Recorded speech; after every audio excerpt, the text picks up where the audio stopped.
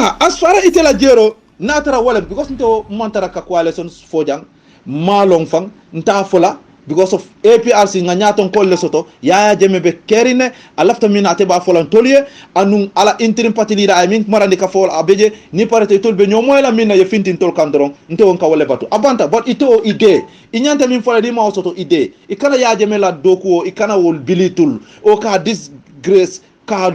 murundi koma I'm not accepted Yaya Jammeh ay minke gamen ta fono la because kanyin to moni ngo fawle fofang alina moy koto kede we're talking about transparency and accountability and his styles of government our way of government nobody is perfect on earth but if you look at his even though he has achievements but the setbacks is more than his achievements. No ngo kumo nge sosole Yaya Jammeh ay mi akif wala siatan toltop ni ko iba compare la Jawara 30 something good years of PPP regime. Yes, walam tonyati walam di facti nyanta wala fola la mi ngete ite nyanta mi fola malonde but no imantara takanku la mi ngete no Yaya Jammeh ay mi akif Gambia kono ni 100% nom ay 80% leke ni ko iba compare la Jawara la regime yalako in those days everything was kept. Yes, everything was kept and free. What kumang fenke everything was very easy for them to develop this nation. Yeah, you all kebang. So it cannot for Yaya Jammeh has achieved his dream and ala development of an aya akifle because atol nyongol lebenu je katinya atol be sirim banta katinya dolbe konoto ala mansa kunda ko do isulu saji ma katinya dorom akabongo munyimbe dinko sinna do ba sarela altarta wala nyama parce que allegation be min kaye pour kala mansa kuna tinya dunia kono dorom allota nu wala freedom fatu radio itelami gete ibenu wala foy nyana taw ko wala la mi gete ila ko monte wala nan ko onte fo nga dunna nge advice ka foy ko isi mira kunumbang anu fana ye comparison molke ye ko nyin jibe ya balance ya pese ya jibe Yaya Jammeh la mararo ya lonne Jawara fana ata nyin ya jele imma beta ya je ma fo ye do ko kede but ya jele ko wo ketanu nyami Gambia benum Jawara la time before Gambia be nyami APRC la wato la Yaya Jammeh la jamano you know it dinu ngo mi alanko 94 born soul 10 mi nanko de born 1994 95 90 even 91 92 wol mon fenne long Jawara la wato la baron ton mi alanko nga 70 male nata etisol balu ya no sane ndol nga lon is quite different satana ma bayna Jawara ani Yaya Jammeh quite different so ini te kanalo kanyin kumo fa la mi ngete me understand je kumo nge ngo bayle totally nga dismiss le ngo bay nyamo kono Yaya Jammeh la ilaha illallah muru nan ko toge continue because Jammeh have a dream he never achieved his dream no aya setback ala administration for the Gambian people wala siata no and these are Jammeh's own words go no one man cannot rule the country for more than 2 terms in 1994 Jammeh that la from APRC dingol million ko chiefs and members of parliament they even went to the extent of trying to even make Jammeh a king. Okay, now ipature iko Gambian chief solo ilafta kaka Yaya Jammeh ka make a chief ka ke king ite ya mo Yaya Jammeh fonga ayo demand ba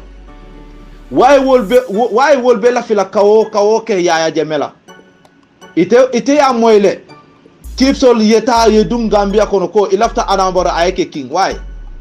isolata Yaya Jammeh la ala first 5 years ala first 10 years ala first 15 years yo moy yo ke bang ala first 5 years and 10 years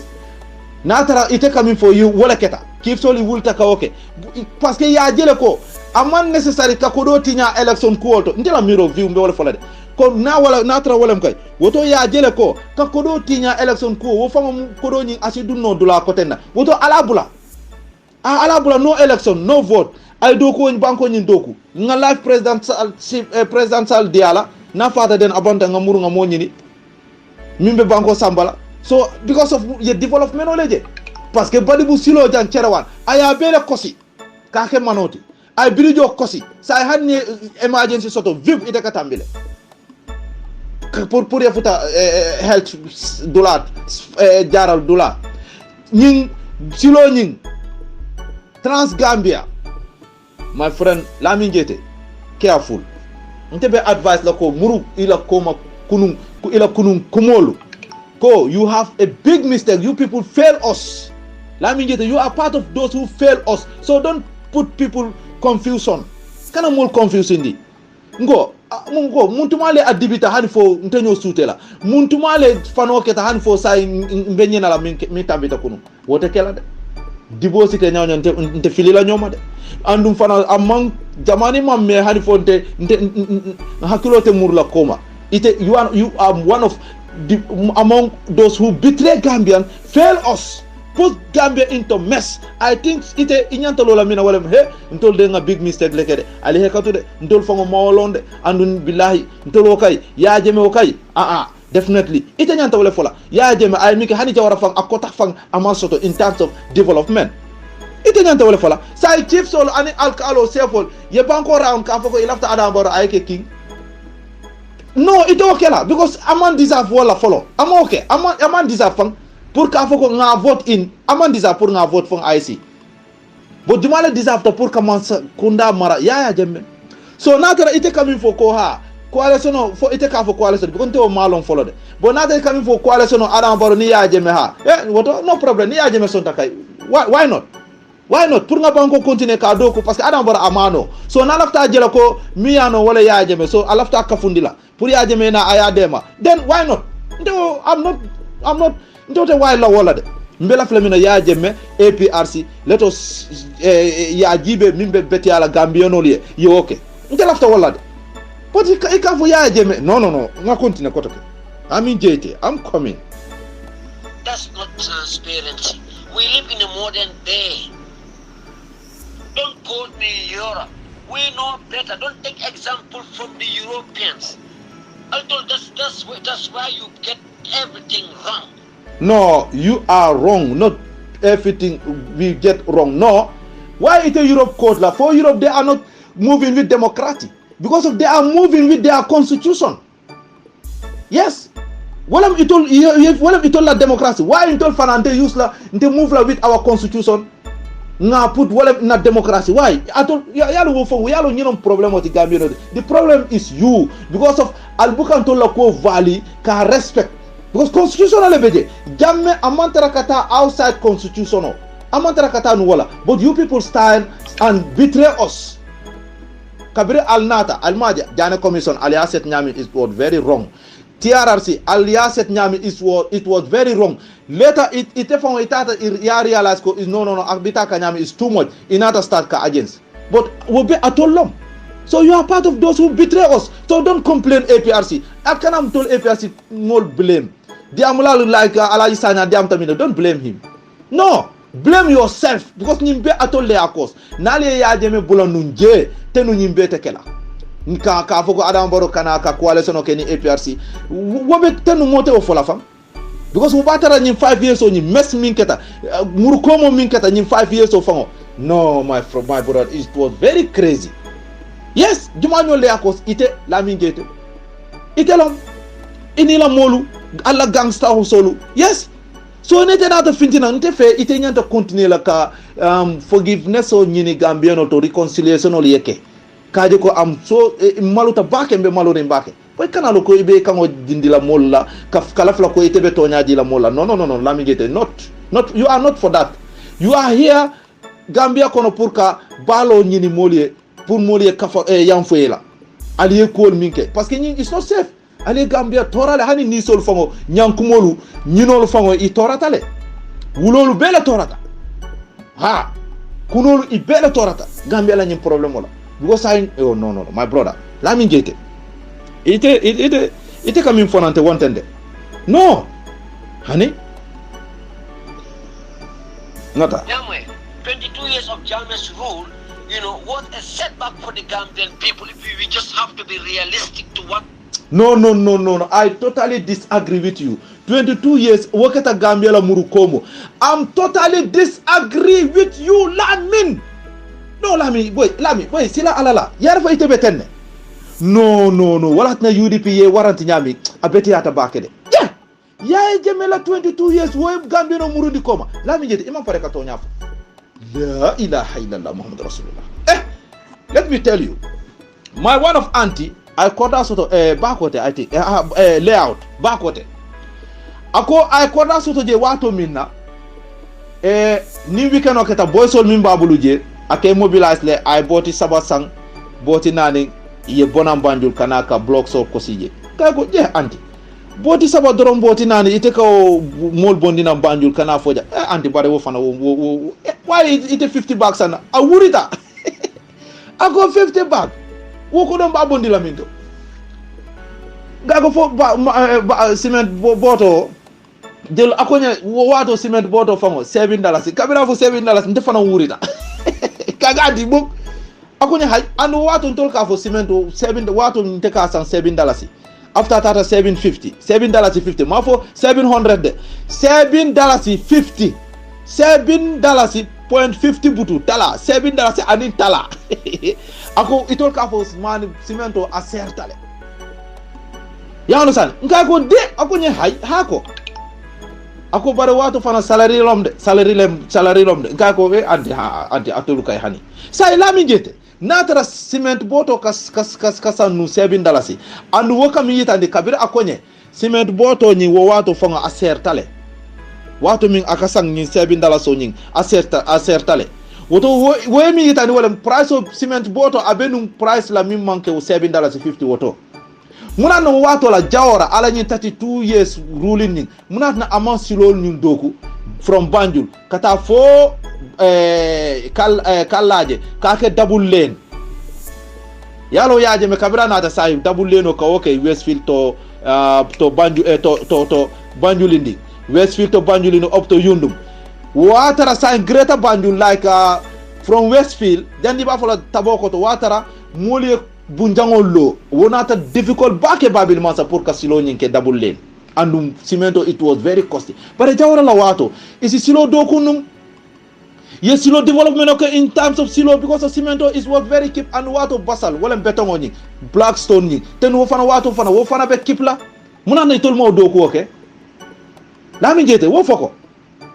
muna na tol ima okay ani fana ye estate bill aselem wol estate ke bill ka di mansa kuna doku lal because wato cemento it was very cheap and we cheno fango chenyo sans wo cheno ni wo wato abekela free fango yeta ya bi free ka bungolo ka di kambenol savan sol min yalla ko itolo wato things are very cheap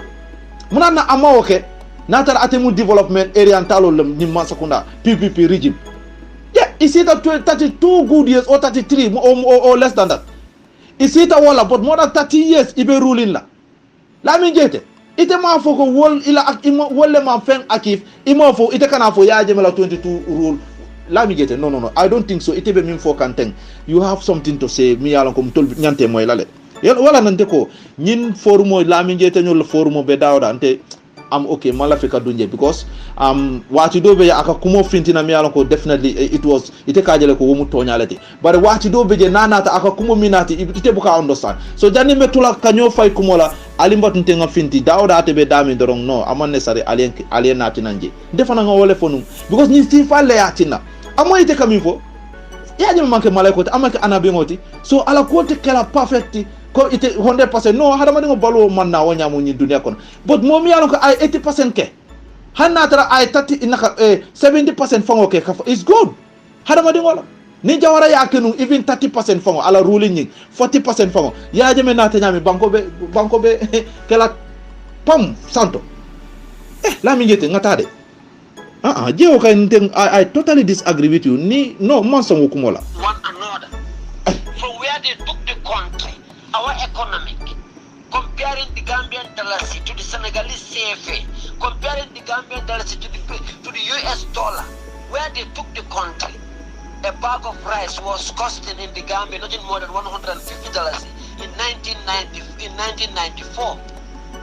Okay. They went with the price. Thank you. Let me get it. What average Gambian salary was jelu, ikamol jonu jelu. What I mean? a bag of rice kasang 150 mola salary katar ika mol jonu jelu savan sol min ka doko ke government dol beje 500 ika wala soto ila salary dol beje 400 dol beje 450 minu kilina dol beje wol ila salary 350 minu ka tal ka fisia wala 900 people min ka $900 receive monthly de wolle kaje wo they have good salary ni ko ibe fola salary wo watola lami jeyte kana nyina ngo wo jamano jawrala wo jamano mani boto kasang 150 ala PPP regime watola munade imang banko nyin develop in wo watola munatina wo foko lami jeyte ila wo diamo ntenga wo bayle ngaw bayle ite nyanta min fola moliye imo fode yaaje mi nima fay ko jarama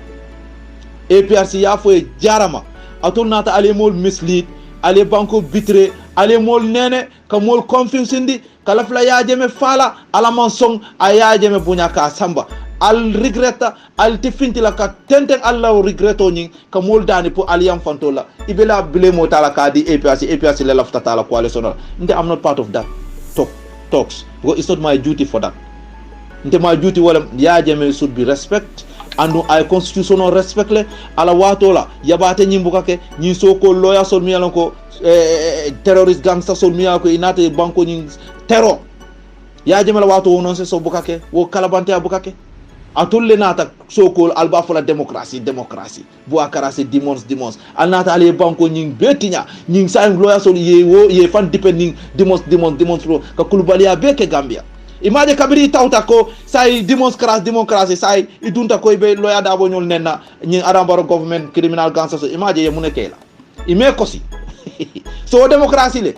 I albenu min fo kan al toni UDP kabiri toli nata power ye muneke because nyi masakunda it was abita kan under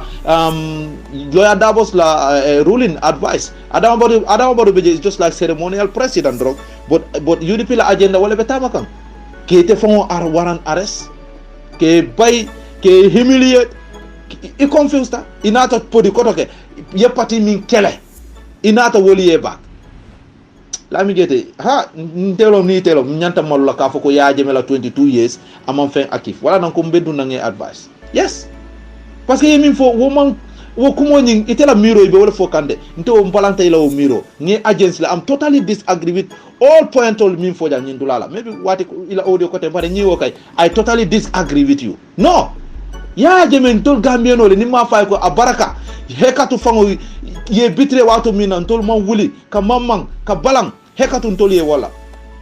ha bon atol wokay atol al nyanta sungo fango mutalale pour tol gambien na hako kanal muta lami jete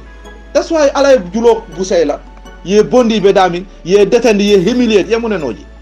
because it was too much ye yaje men nenjak amman warrant and I was sembo sotonu bara kabiri UDP president mimi alon ko so called president anin wala UDP vice president so called vice president kabiri yetul ngarab image ye warrant ke kosi kendeke so sa ni la rabo keta president otum momo ya nen abe warrant la le ni nata direct mile to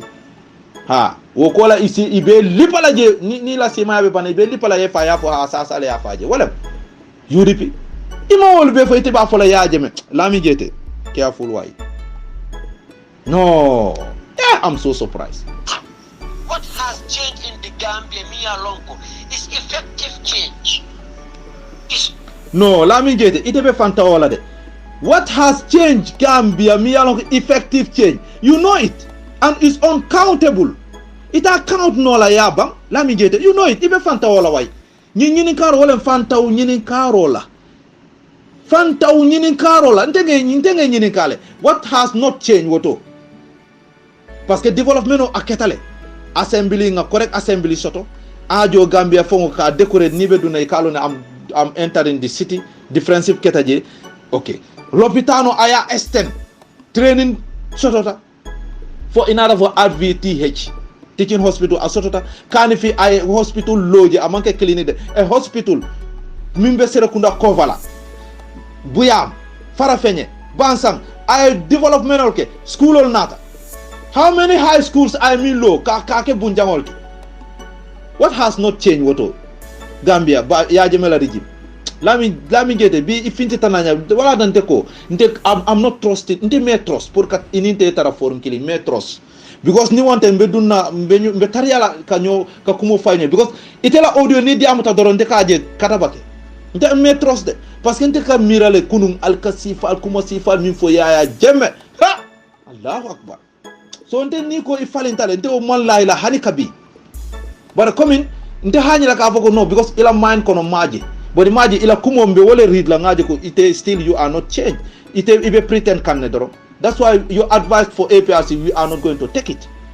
Ila kumo APRC, we are not going to take it because of ila o daji ko mimbe la kunum ya jemela ko APRC. Wole beto. So imagine sa ilota dami. Itolom juma pour ka fo ibe APRC advice la minya takake mi manya nakake transparency kerep. Nin transparency ite kami fo. Why atol ale ya jeme kele ka gameno la will bondi ikoto. Parce que our will wolem ya jeme I stay and continue ruling us and continue development. This is what we want. Parce que fengo fe min keta hani bridge nying ye min Transgambia ye min ke Senegambia bridge nying abe ya jemele fon alto fango ya wolone.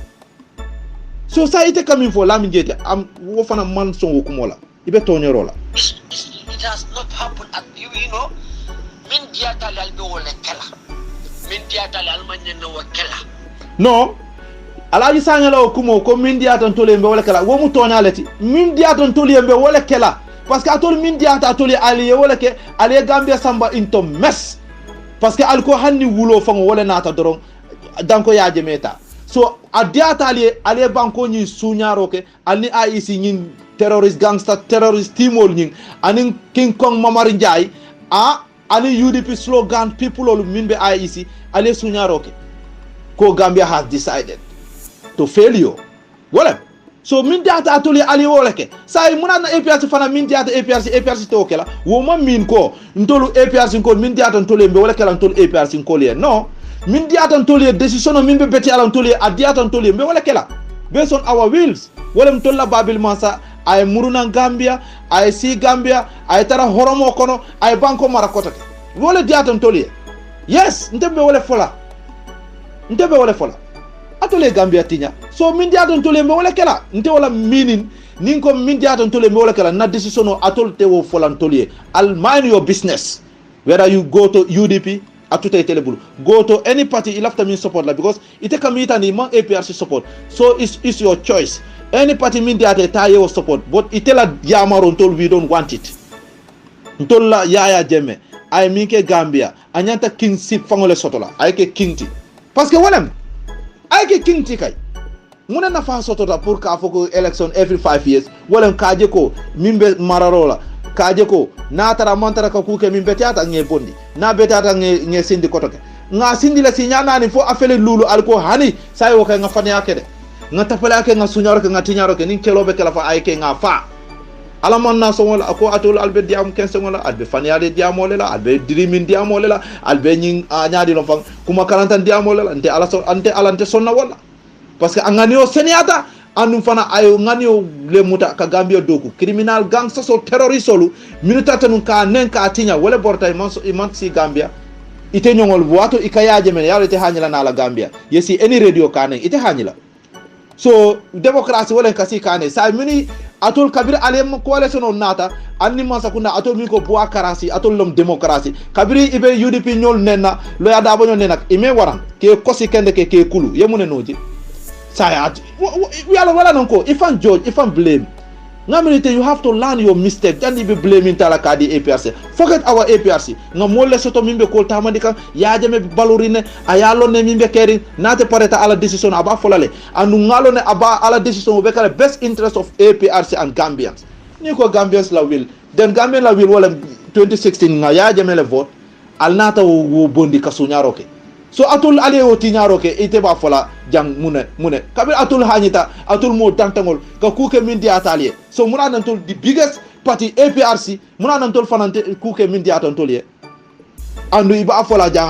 atul hanna na lalna ali coalition okay alte succeed la why you are talking then keep quiet ila murado jibe doro yen tol bula yes ala le along min bina nyato ala le along so on tol la APRC jenke jela ya jeme te kany min fo ya jeme no careful la min jete Allah mo ya de min diata Gambia dingol you must have regard and respect for the people of the Gambia and yeah ha ila nyin ko mo wen surprise min diata APRC iko hanide min diata Gambia no liye yeah ntol Gambia no min diata ntoliye munada atol alma o respect parce que ntol Gambia min diata ntoliye the majority Gambians min diata ntoliye nga voting ke ya jeme nga wala select 2016 nyin atele vinta munatina alnata ale sunyaro ke ka Gambian la will ka o bondi koto munana tol alma o respect let me get that's why you have to judge yourself ye fong jibe follow e atol aliye minke follow jandi binantol that's why before you blame somebody blame yourself first jandi be pointing ke la mola mistake ko abe minke kan then your mistake itela mistake wo jibe follow ye fong correct in the follow then wo ko la yena ya fa ko no nyingo is wrong but you are wrong and still you are wrong and still ibe wrong kanne imo be correct de ima ifan prepare ye fan reconcile ye fan tilindi de hani still ibe la fla jahasero nat la ko tege parce que ila nyi diamo mu jahasero leti parce que minu yalla ko still they are not understanding ntol nyom yalla ko ma understanding ke we are confusing il after ka confusion la fa ntol kan so ninte ngaw moy ngaje ko executive for dal no ibe mina amambeta ibe mina amambeta bot ni tol pareta mina ibe fintila yafo yaje me fana yafo yaje me na afo ani tol den tol waton salon what is going on but iteola diamo jenke wala ni mesbe atollom so why ite ba blame otala kadi APRC ka foko Gambia for APRC wol manke part of Gambia nol ba ni tol ko ilafta ha walam fo coalition e ka min fo walam koti min bina kala ha ni APRC kol ko ha ilafta wala so wo fo wol Gambia APRC wol manke Gambia nol tiba so wo manke itela affaire ti it's not your business itela wodiamo so forget mol bula ntol fana nganna kuolke na nyato ngo fana yela kuolke di supreme lila ya jeme fana afana ayala kuolke so ali jenken to la karola ila nyin diamo fana ngaw bayle la na tela o diamo kay no and you must in all your actions the well-being of the Gambia should be considered it should be the first interest okay will of Gambia should be considered and should be respected. Why atol Gambian la will almo consider in 2016? Because we consider Yaya Jammeh is our choice. We select him as a president elect. Nga vote in kotoke al nato will be bondi mol bulu katapale yake. Muna natol almo respect follow jandi ite binanyin fola. Don't forget what you people did in past. Yeah, you should blame on that. Forget us. No. Ngo boy dula wo ali jenke wala de taki dula munat na gameno fele boyta taki dula lom jumale mol takindi atollo so mol boyta le say be fere ke kan be wuli la nyami al ko hanire al kana wuli de ali muruje parce que wala ila diamo am wala ti hey la min gete al ma hakilo sodo ka tammi molla atolier gambeno takindi mbe nata boy virim sa mbe kato ke kan pour ka wuli kalo iba fala no mol manyana wuli la nga sembe nga continue boy re jede because ite la diamo ni sai yejuma la select mi yalon ko Gambia nyanta wala tambindi la ale afo mole ko parce que ila ni diamo wala nende ka fo ni mo ni be diamo la ibe bala na kula idea nati agenda nati yaita ni mole no ali nga nyinke yejuma la select sai we na pour nga wo vote in Gambia no wo vote in ale because of now 3 months only 3 months andun tol ko Yaya Jammeh nga wala expect ni Yaya Jammeh ten fana ate bayi tandila mole nyanta minkela mbe wala expect kan so munam itela hajoti munam itela hajoti ani Gambia la interest force wala ntol fana APRC Gambia no la interest force minna wala atna fana na alfal wala fana ibe kato ke kanne because of mun kamala pati nyin akana ke pour only mo killing asike pour Gambia no mebe so Yaya Jammeh fana fengo femi be kala he is part of it so wo mangi tela hajiti so takindula ntol ka nyanta jele fola wo takindiro atole mol takindi kamol be boyindi je mol be fikato la pour ka wuli al ikonari mo kana wuli Gambian la will Gambian jete careful why no my friend but what you people want to do is total dishonesty with dishonesty wo atole Gambian dishonest to be frank speaking hekatu de yalon tolo ma angale boy you are Englishman Gambian jete no, you are an Englishman. Yes, but I'm not. bare wo atolle o kede ndol wonte atolle o ke aldunte medial kono radio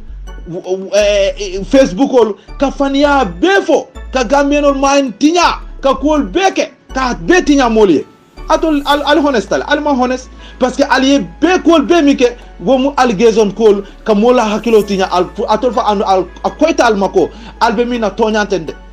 so dishonest so al honest Allah honestly parce que honest wala ye toña fo ye tara tilingo kam amari a disafta mina yo diala a disafta mina yo kay aman disaf mina yo bondato adam boro man disaf pour alia selek ayke president oti number 1 atol fanga albe diamo mina fa alman disaf wala alman honest wala na leoge so dishonest ale foyte ka diamo dindingol la ba la mi jete atol te fere la ka tambi mola hay min tambi tawo tambi tale so nintol EPRC ko nto atol te na atol ngo EPRC la choice not you people are going to choose for us no atolo ka al dal muta ali de doro la mi jete ali de du kare ali ntol bula doro ntol ndamongol signor regle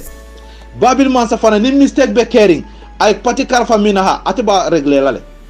ha ante this the belief I have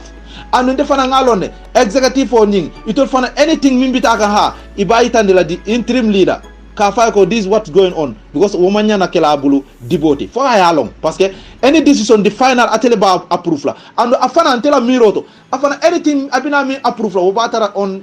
abeyaje me le consult la because atele overall boss so that's why I'm not worried for that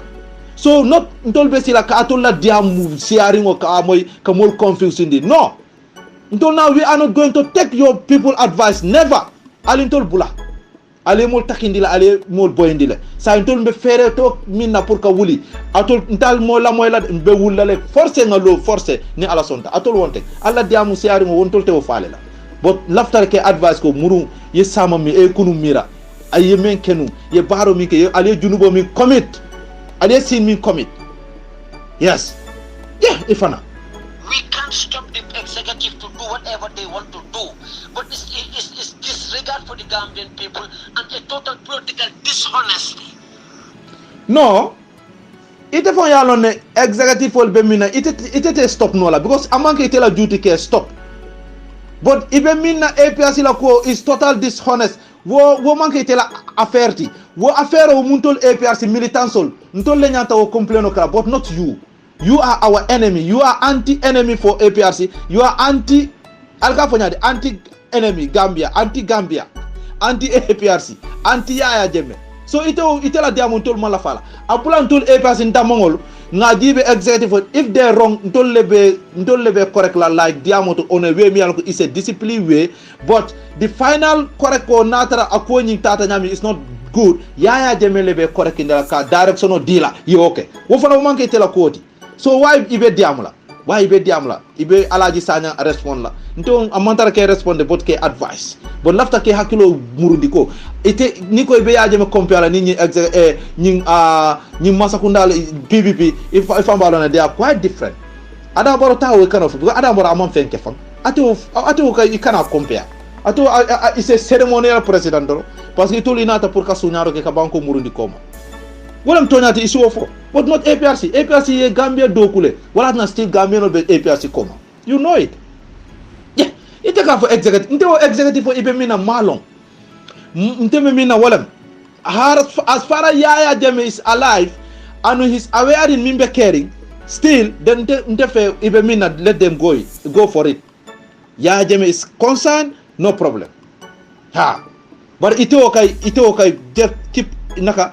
ida bondi to la ko kono e pesi la ko ida bondi je parce que itela diamo ko mo le confusing parce que ila o diamo be ima agenda di mola ima okay sa ente be balam kamina atol executive albina te mala so ali nyinke ima tara ka fo so ila diamo ana fale mo ikana energy use for nothing kana mo confusing de foka pare ita fo okay sa ngani mi fo mo beta so ali nyinke wala beta ata ima tara ka fo la mi gete so ila nyi diamo wo muneti.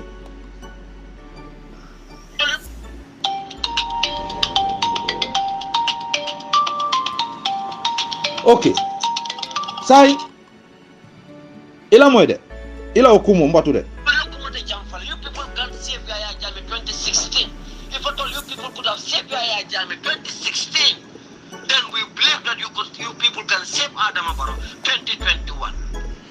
Ntolu nte personally aliha we are going to save Yaya Jammeh and APRC to support. This is the safe community safe nsiwo fonole. But Adama Barrow amanke ntola presidenti, amanke ntola leader, so unte personally ntolte Adama Barrow safe la. No, we are here to save APRC, to keep APRC and support Yaya Jammeh. So itela nyi diamu forget wala. So min be beti ala APRC na nyaton kol min beje wol ya lonne ibe min kela based of interest of APRC. So mingo min beje o kay wo manke itela hajoti. Wo manke itela hajoti. Wo manke itela hajoti. I'm telling you. Yes. Sai. Mbe min fola way la mi jete, please. Itela nyi diamu mume be nte nga disagree with you. Mbe min fola walem imam fen fona mi yalon ko ntela miro to mbajalale ko yes ibela nyi diamo be ya bele fo ima sembendi a folota nyami diamo la fo itata ye diamo be bang ya beke complaino ti doro bare ima agenda di ima advice di so diamo say we are going to election, so what we need is solution yalo ikawale fo Gambian sol concerned Gambian all, but you are not a concerned Gambian. Ite o anti Gambia parce que atole Gambia tinya. Anti Yaya Jammeh, anti APRC. Atole Gambia tinya. So concerned Gambian all, ibula intolu nga solution o nyini, nga decision o nyini. If you want to be part of us, then give a correct advice, give a solution, nga give nyanta minkela. Bi ite ba fola nyami so, say woto mol give a select na yafo nga carry vote, pointing di mola, mol point ko alta ale carry support ale vote. One focus, but not only complain, dorong. So until APRC, let us do our own things, our own plans, not you. Parce que atole nata ale Gambia tinya, ale APRC tinya, al malafika APRC je ay wuli ay lo kotoke. Wole be dundi la nyindi amola, and which is APRC be wulla ay lo pam, ya jeme be murla na IC Gambia ay lo pam, Cairo e sabati Gambia kono nte fana njikita wala. Cairo be sabati la, njikita wala. But we are not here, we are here to support APRC and Yaya Jammeh. And Yaya Jammeh is here to support APRC and us and himself. But not to support Adama Barrow. No. Honey, it cannot come for. So, the executive will be kukela based on interest of APRC, Gambians. Me wala jalade, but APRC yetara boyri dami yetara siri ka boyla je. Ntakita dami alteje fola. Ngamela tole mol takinde ale mol borindi boyindi tonyaka naka tonyero kono. Hey, we will find a solution how we are going to stand again and raise up and go ahead forward, backward never. So nothing will change. We control the narrative. Power belongs to the Gambian people. No, control the narrative diamo kono, but not action inside the field. Minube Gambia mimbe filo kono. Yalla wol sometimes dol fango media minka diamo ntol nyol minka de wol ma na time fango soto. So narrative ite coming for you are control wo kuma kensango la ti doro ntola wo diamo wo ka ken tola diamo kensango ti doro. But min tamita wote kala kotoke molte ntol mislead la kotoke diamo go mida I folota na mina molte fale la ite be diamo le la doro. Ite be wo diamo kensango dolone la. APRC la decision ibe o kelale ya jeme be fintila ay tani mole nyanta min kala andu mbakala len talla moyla isi wolong parce que ya jeme a disafta ka tara Cairo kono andu fana abe direction min dila executive on ni tol fana lota yoke fana we are going to follow them. Yes, isi wolonde jang APRC be murla kotoke ka Gambia maraka dokundi isi wolong. Yes, so Gambia non mbal tentula alama alen so Cairo la. أعوذ بالله من الشيطان الرجيم بسم الله الرحمن الرحيم والعاقبة للمتقين ولا عدوان إلا على الظالمين وصلى على نبينا محمد صلى الله عليه وسلم وبعد mbadi ngolu mbal konton na bake aliha kanna big brother advice parce que nteta fala mba respond la but mba advice la ka hakilo murundi pour ay muru koma ka koma miranang akana bita mira mba walla parce que mbele ka kumol moy mbe min fola wolem alhaji sanyang e branch la spokesperson adiamuta audio la lamin jeta dunta ka respond wala ko aba respond la bar ala o respondo nyin kono nte fe nate ka foko APRC it dishonest yo andu inyanta gambiano la wills noma wala gambiano la yemin tombon yemin choose woto nate ayol kumo fo andu jumañol le yaya jemme kele ngamira ate is one of multimillion ko ye Gambia dundi into mess mbe min kono so nte fe ate nyanta dunna ka ke kafu mol kono min nyanta tubula ka so nga reconciliation ke nga ke kilinti nga kamben ay yam fo dani molie pour Gambianol ya ye yam faye nte fe a nyanta ka flowol mol ka fol le kono min nyanta Gambianol dani la pour nga yam faye ha parce que nati ko Gambianol la will wolem ka every 5 years ka jibero ke momi yalon ko a disafta nga banko diala ka maranda la kotoke Gambianol tarton wala ka woke yaya jemela but ako yaya jemele ko after 94 dal mote sila mande fula sinya fula ka woke bank but constitution ko 5 years alena ale tombondiro ke momi yalon ko amari nying a disafta abe banko samba kanyato alsa jibe Gambianol natalo wala ala first 5 years ngaje ko jandi fam first 5 years ala 2 years of fongo kono cebal ko hani ila uniform bondi yo fay jana ye ngabanko karafe ma yedo ko ke parce que atol ni hamole nata ngamra na constitution no 97 wo fana nata lo every 5 years election no nyanta kela ale mo elect mi yalon ko a disafta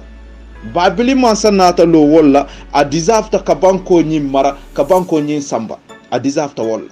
mul nata lo ka woke ala first 5 years nga banko diala ay busaroke another 5 years fana a disafter more than deserve first time nga banko diala ay busaroke constitution o yo nyininka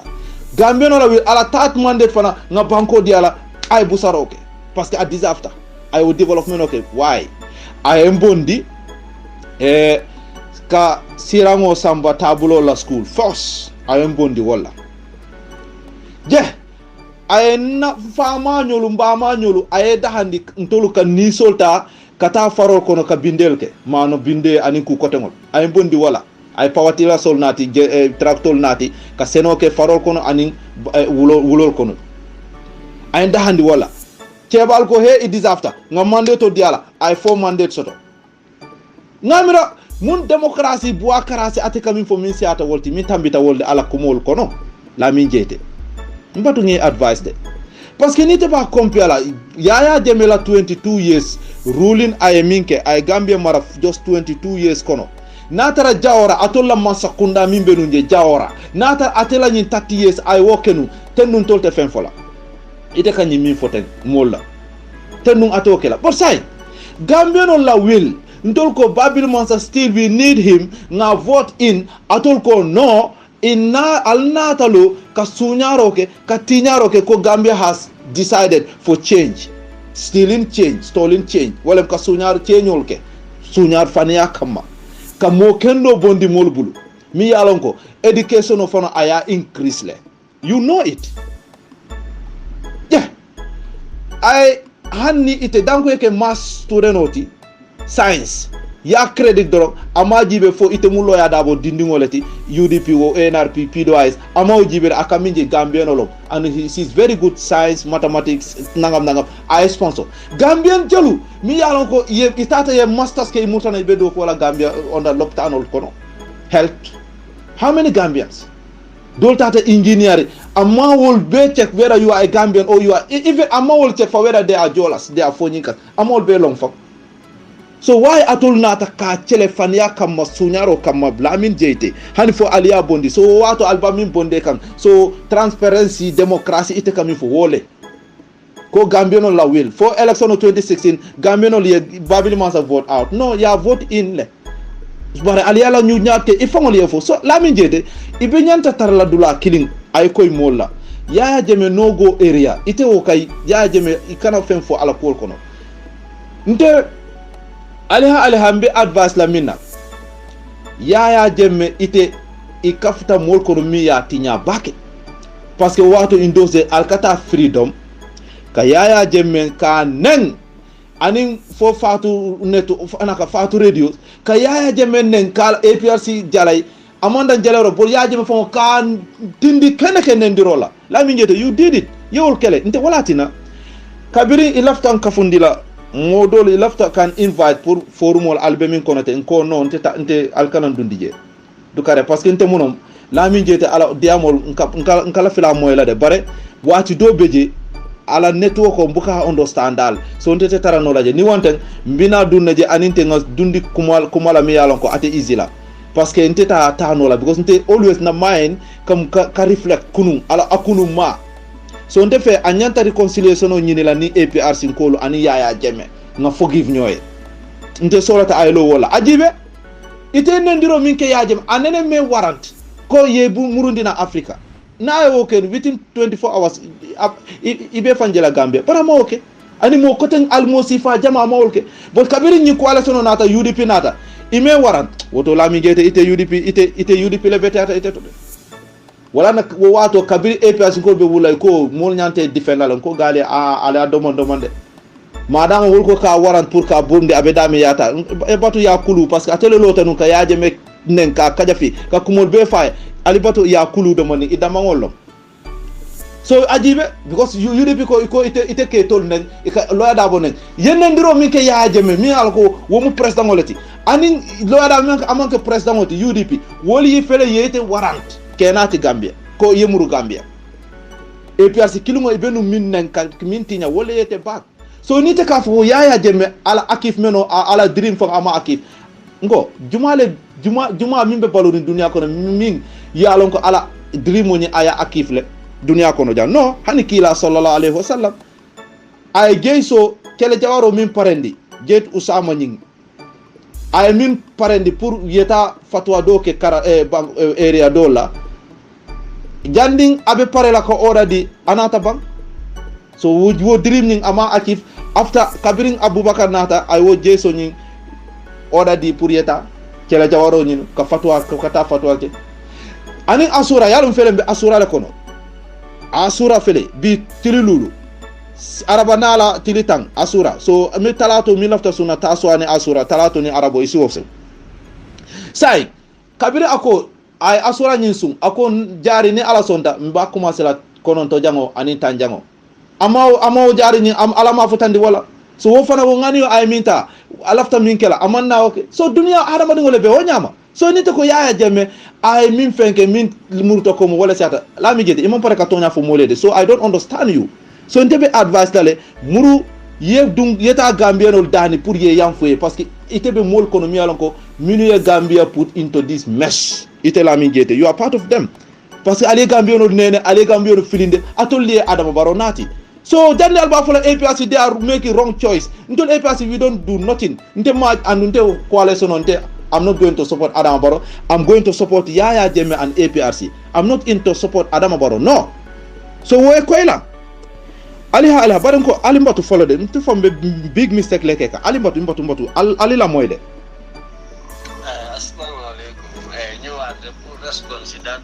this audio bi nga xamne ni kimi di wax ni. Ya ngay dégg. Mu ne Keba Sanyang la tudda. Pour ta foye Keba Sanyang ika minfo ika kumo minfo. I know ilo kumo mantra loring to nyakan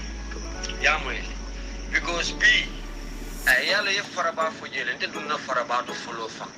it can mean for about Europe most countries they have kings still it exists mambalangola yamoy but what we have in Gambia is a democratic process. Thank you very much. Lamin jete ite lafta for la Gambia no liye nko woto mimbe Europe wo is not democracy.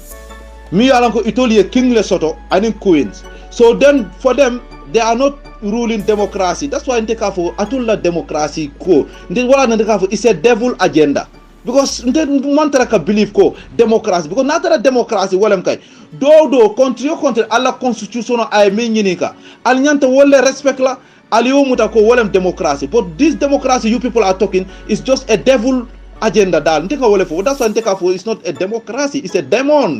demons lamin jete this the fact because ite ka fogo say Europe Angleterre Germany for time limit beje time limit teje Angleterre queen min beje andu ila itola nyi prime minister nangam time limit beje no people's wills wala katama need this after you voting dealer you go in even Germany no time limit you know it So it after follow then for them they are not democratically people olom countries olom de. So Gambia lo nyanta kala democracy. Lami gete imam fintina il after min fola mole de. Ila kumo mol kala moide. So malum for you don't know what you are talking to. Heka to de. I don't know. So my advice to you is Gambia our constitution for amount time limit ke. Woto people wills people mola choice. Mola choice. Wole ka tama Gambia. So ya jem among fen wrong je. Natara time limit lebeje a balanta attendanta then you have to talk based on our constitution. But no time limit. So if you mune complain kela ya jemela, jandi be complain o dila ya jemme. But I'm about to follow the I'm coming. Alimbato alala moide. So jang fana mba follow ko woto. So iteka banko min for Europe, it cannot compare but they are itela foroto. So they are not democratical. So il after wala follow de. So Gambia le nyanta democracy le normal. Ila nyin kuma womu jutuni yalete. Ibe Gambia le jutundi kande. So it mean to la constitution is war is not done. It's rubbish dal. Which has to go along with transparency and accountability. And quoting Yaya Jammeh 1994, Alakumwa coming for Gambia Dingole Wolo Mintiko. It is finished in the history of the Gambia for one man to rule the country more than even 2 terms. Good. Say, iko Gambia accountability man transparency ite kanyi minfo. Anu ate tala moye na rule for more than 2 times Gambia kono. Say now ibatu. For na constitution ay munefo. Ni ya jema ay okumo for her but now constitution ay munefo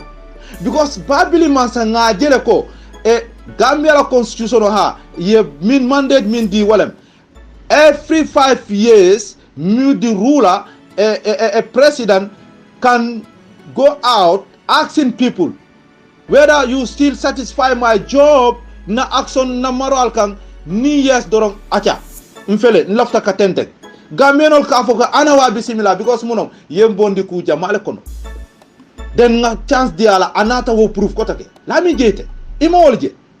ya jaora ala 30 good years o nyin kono 30 something years atena ya jeme ay minke nate wo kenu parce que wa tolla ha amantara tenede bare ngata follow parce que babili mansa ay minke aman loi wali anin ntola constitution e ma wali nyoya amol falin no mandate and still wala beje amount change so jedula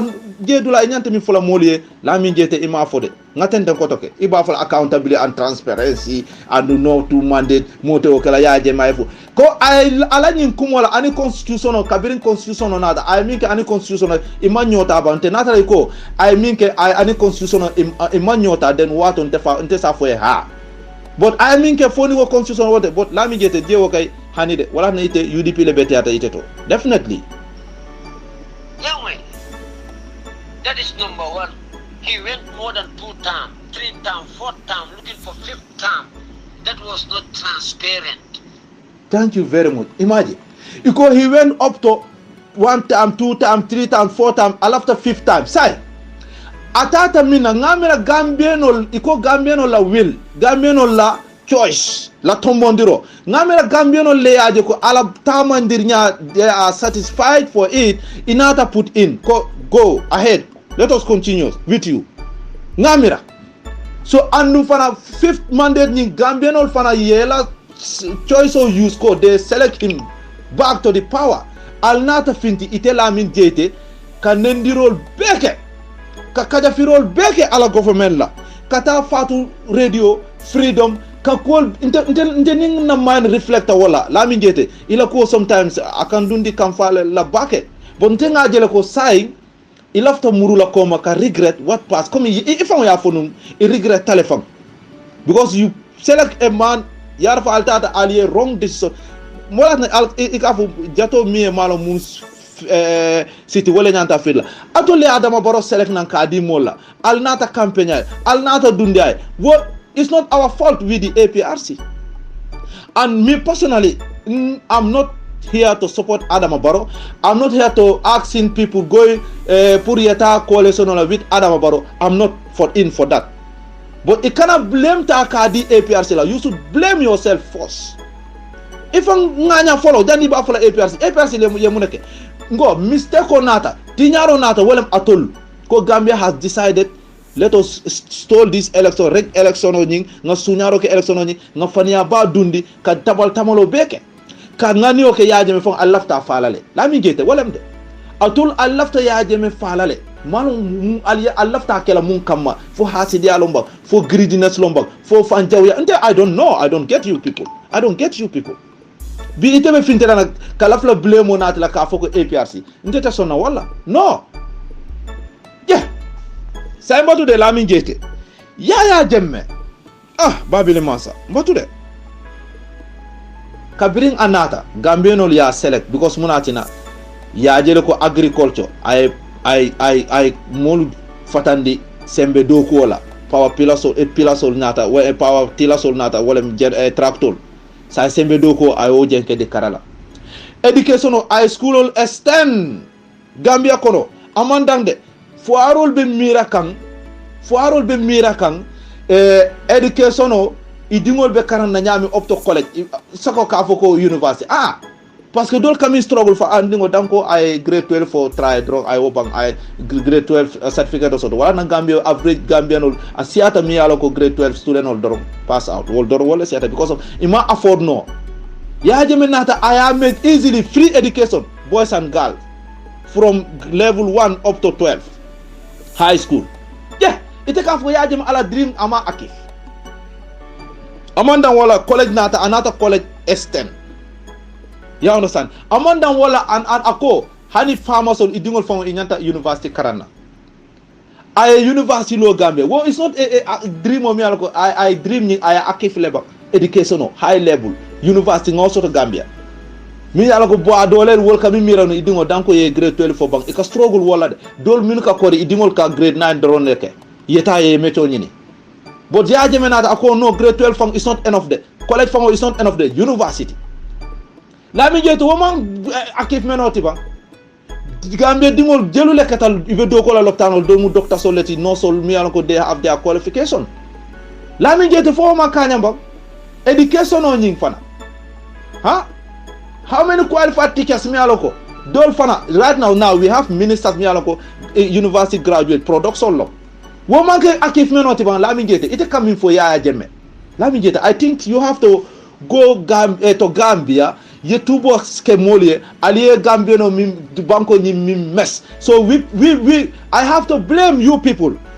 that's why ite UDP le beti atade parce que nko kabiri umuto ye loya dabo ne mi manke president oti follow ye warrant ke bondi be Europe sa ni UDP ni nata ke president oti waranto damantende ibe fala le fo iba fala le ko na astaghfirullah ala ma alen tanka wala bare ibe warant la le fo ka pare ye fa parce que kasa ke soro dron yes voilà parce que yajem alianen ite kata radio freedom radio fatu ka yajem nganya ka kuma nori ngol befo la mi jete inyanata wala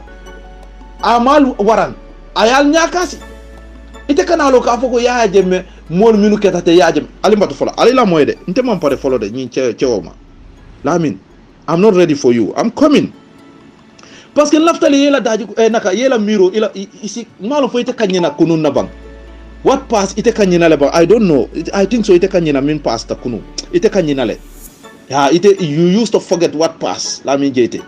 yemin ke parce que to le nginu nati ka kuol befo han fo halifa sala ka lo ka fo ko gambeno le futata le bulo mi alako mod Gambia dantangol de ko hani wulo fo ni to le nati they are ready for it but not danko yajeme eta doro so itol yajeme aita doro without plan without nothing but just I left the kaje ko yajeme aita doro